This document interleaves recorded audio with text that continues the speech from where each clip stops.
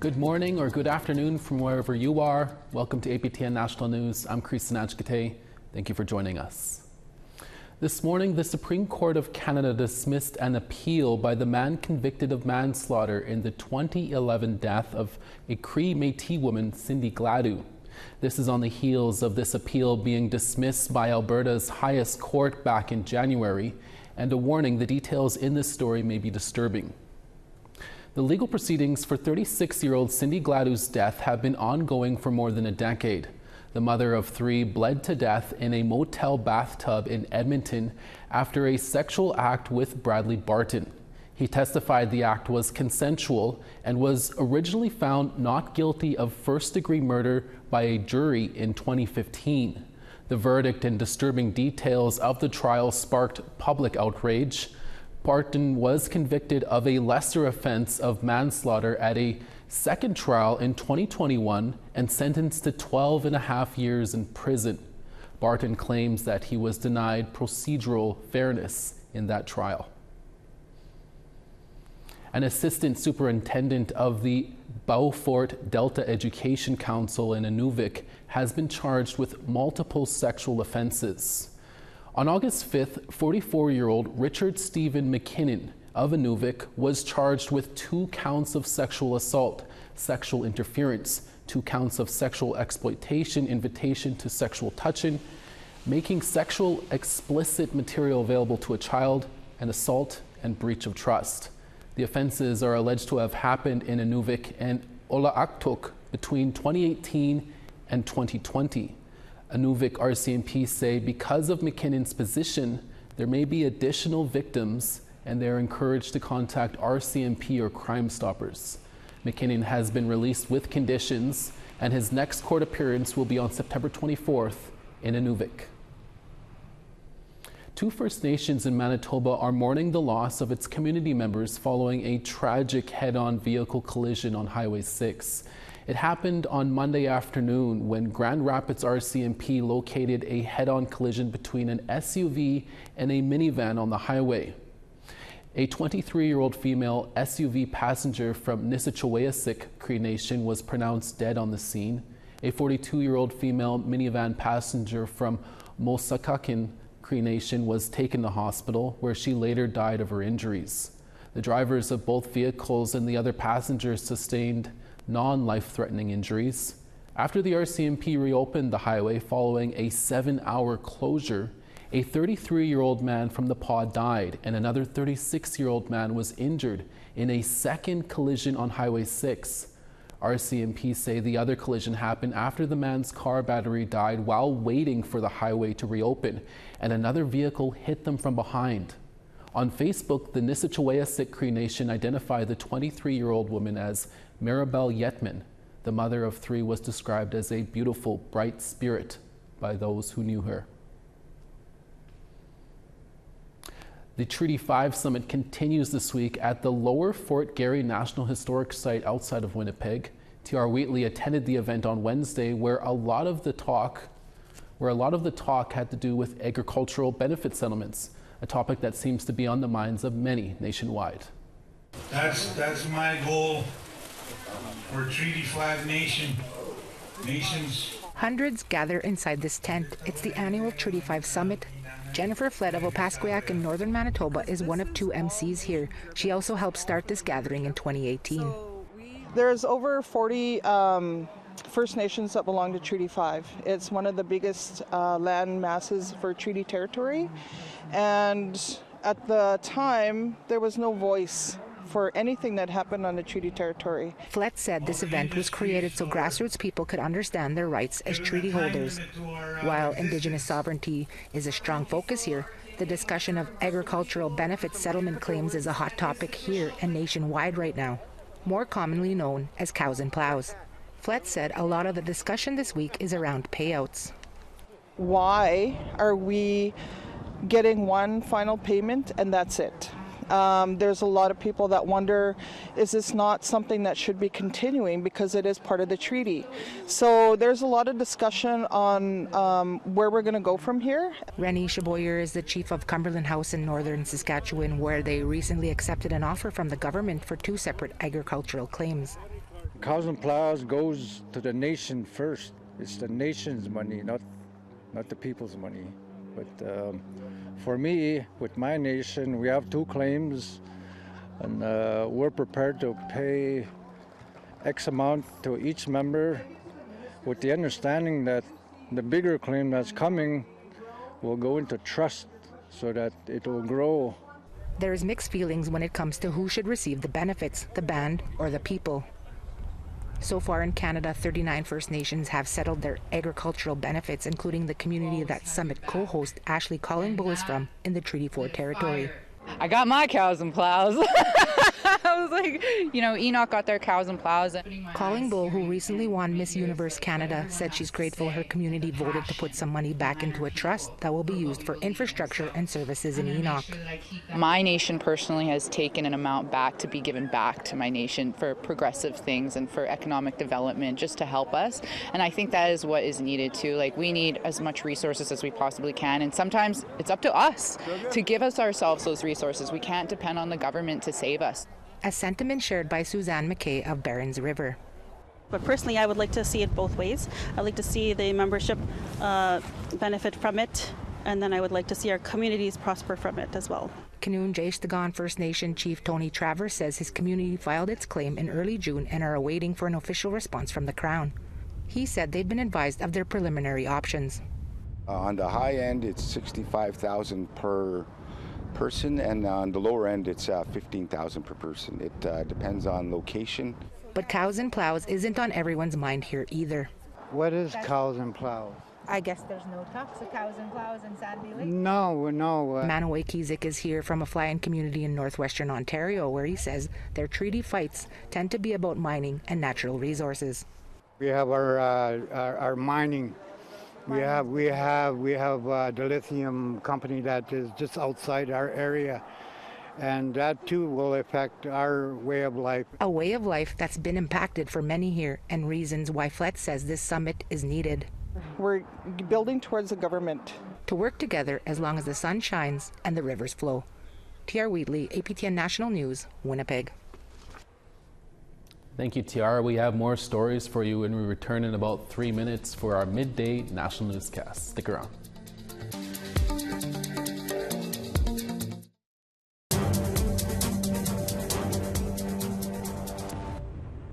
Welcome back. The Canadian Media Fund has recently announced the Indigenous productions they will fund for this year.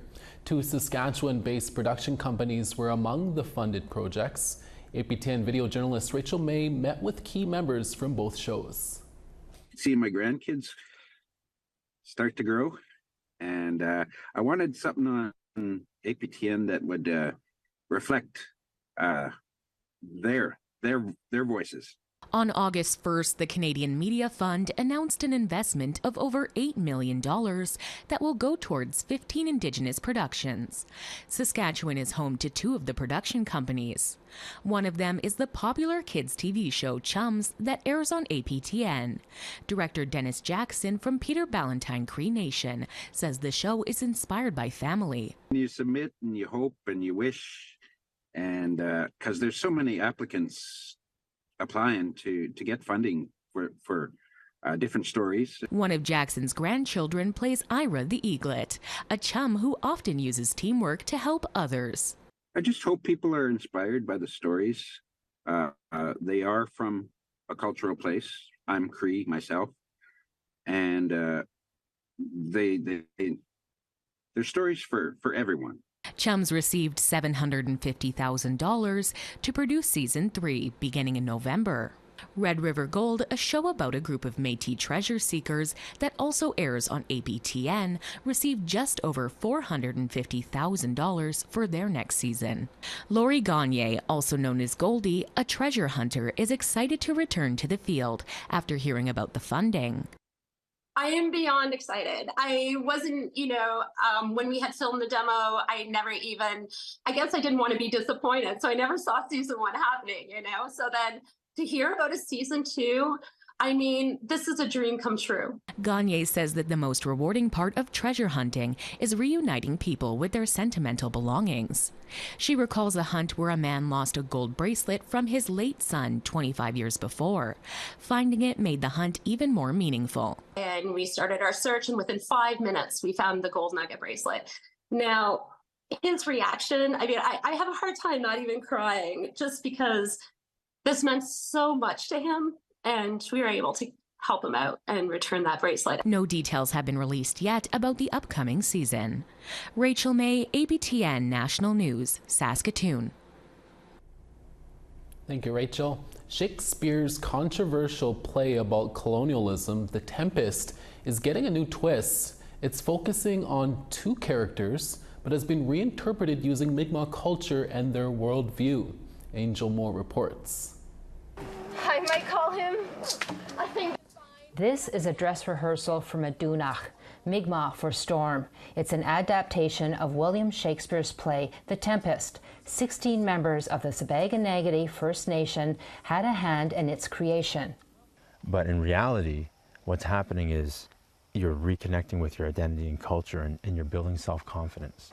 That's co-producer Richard Tyler. He says Migma culture is part of every aspect of the play, including building a Migma lodge for the set. And when that happens, it turns into something else that's not acting anymore. And it's not about theater anymore.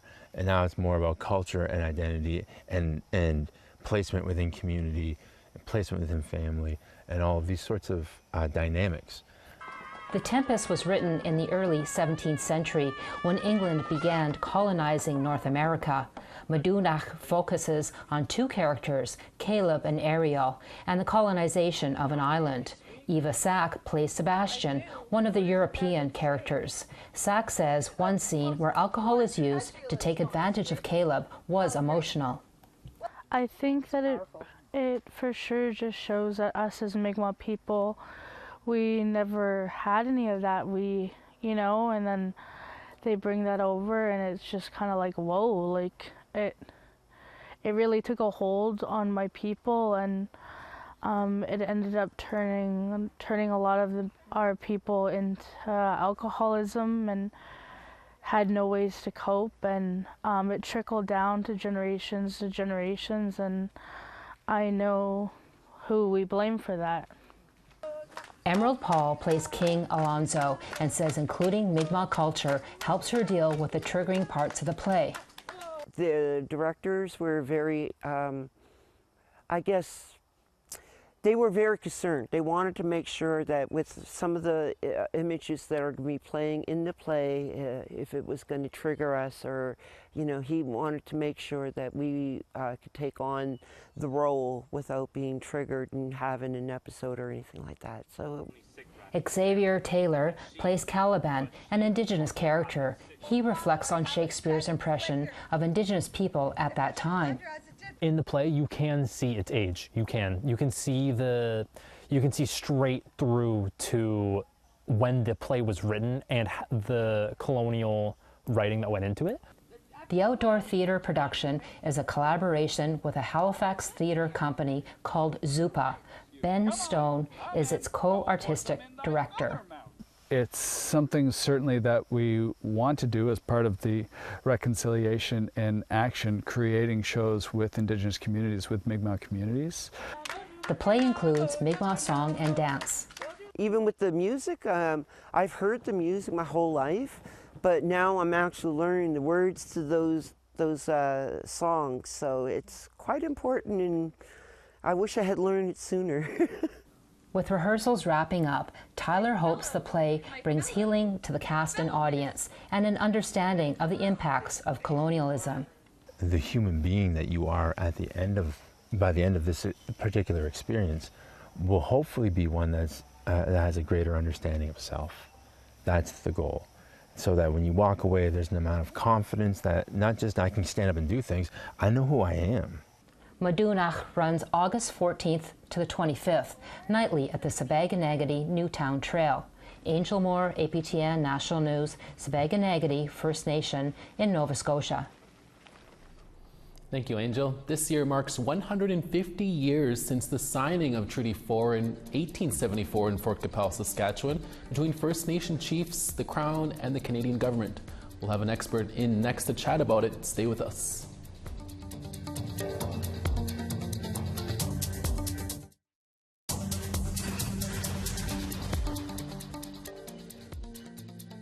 St. John's 22, Charlottetown 22 as well.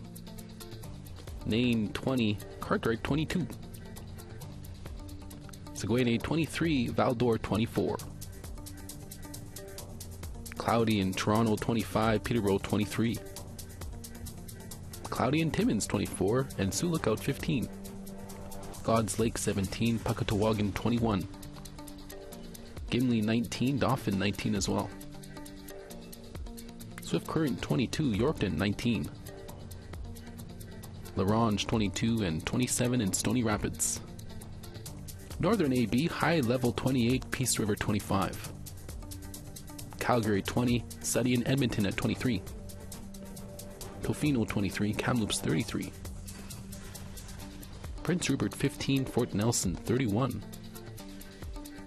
Beaver Creek 28, Watson Lake 29. Watee 31, Wrigley 33. Sax Harbor 15, Colville Lake 31. Baker Lake 28, Cambridge Bay 23. And Clyde River 7, Arctic Bay 12. This year marks the 150th anniversary of the signing of Treaty 4 in 1874 in the area of what is now called Fort Qu'Appelle, Saskatchewan. It consists of 195,000 square kilometers of territory ranging from the southeast corner of present-day Alberta through most of southern Saskatchewan to west central Manitoba. Sheldon Celski is the Director of Research and Archives at the Office of the Treaty Commissioner in Saskatoon. He joins us now to talk more about the history and what's being planned this year. Sheldon, thank you for joining us. What are some things that people should know about Treaty 4? So Treaty 4, the 150th anniversary of Treaty 4, of course, is this September. It's going to be a huge celebration out at Fort Qu'Appelle. We've been doing quite a bit of planning for it. As a non-Indigenous person, I'm Ukrainian and German background, so a lot of what I know about treaty comes from that perspective, but also from the perspective of elders, and it's really the elders' teachings that have informed Treaty 4 for me. Nice. What lessons did signatories of Treaty 4 learn from earlier treaties when dealing with the Crown? Oh, that's a great question. So for Treaty 4, the advantage was the Moccasin Telegraph. Qu'Appelle's not far from Winnipeg, not far from Red River. And so many of the chiefs, many of the leaders knew what happened for the Treaty 1 and 2 negotiations, even a little bit about Treaty 3. So they're well aware of Canada's position. But for Treaty 4, it was really about trust. The Canadian government had recently purchased Rupert's Land from the Hudson's Bay Company. And of course, that was 1869. Of course, all of the chiefs and the leadership at Qu'Appelle knew that that had happened, and they were not happy about it. They felt that the Canadian government had no right to purchase anything from the Hudson's Bay Company where title was not included for First Nations. There was no treaty, there was no discussion of Indigenous rights. For Rupert's Land, the HPC had only right to trade. And so when Canada did that, the chiefs were very displeased, and most of the early days of the negotiations were just trying to overcome that obstacle. Wow, that's really interesting. I think I remember reading that in Indigenous Studies quite a few years back. 150 years later, there seems to be a lot going on with Treaty 4 and other treaties when it comes to things like the annuity payments and cows and plows. Any thoughts on those ongoing discussions and the evolution of the treaties, I guess you could say? Those are really important. I started studying treaties in 1996. And when I started that, people really had no idea about treaties. Like, you could ask someone, mostly non-Indigenous peoples, what treaty area they were in, and they would have no clue. But now, of course, that's changed. A lot of people are more aware. We've had the Truth and Reconciliation Commission. We've had missing and unmarked graves. People are much more involved, much more interesting. They're trying to learn about treaties, and a lot of the lessons, a lot of the things that come from Treaty 4 really deal with I guess, Indigenous peoples asserting their rights. And we saw that through cows and plows, through special claims. The treaty agricultural promise that was never delivered is finally being dealt with through claims. And annuities with the Robinson-Huron Treaty, we've seen that the Canadian government, they're not offering to, they're being forced to by the courts. They're being forced to acknowledge that the annuity promise, $25 for chiefs, $15 for headmen, $5 for every First Nations person as long as the sun shines, grass grows, and rivers flow, was never meant to be stuck at $5. That was an important promise, and it was that amount was supposed to grow. And with the Robinson-Huron Treaty, there's an escalator clause that says that that annuity would increase as the wealth of the lands increased. And of course, that has happened everywhere. And so Canada has acknowledged that. And so what we see now with the cows and plows, or the Treaty Agricultural Benefits Promise, we will see with annuities further west with the numbered treaties in the upcoming years. Really quickly, some of those payouts, those settlements with regards to that, those settlements you were just talking about, they're not one time, right?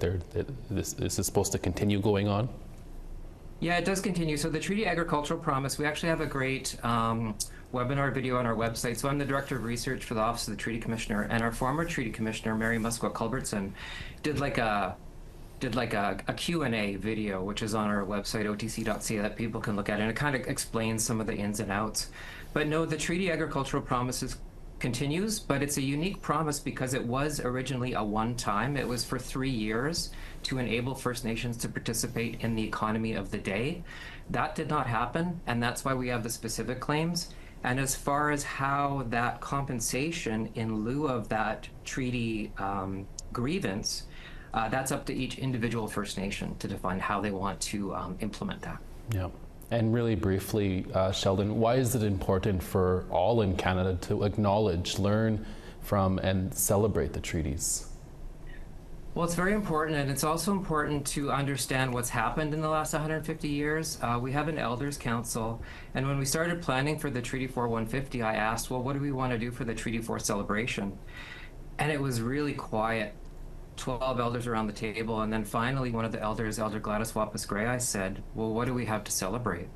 Canada has not been an honorable partner in treaty negotiations, and I think that also needs to be acknowledged, and that's also part of recognizing the 150th anniversary of Treaty 4. Well, hi, Sheldon. We'll have to leave it there. Thank you for your time. We really appreciate it. Thank you very much. Miigwech, Kanask Mitten. And that's your midday newscast for this Thursday, August 8th. Dennis Ward will be here for your evening national newscast in a few hours. Make sure to join us again. From everyone at APTN National News, Masicho, Miigwech, hi. Thank you for watching.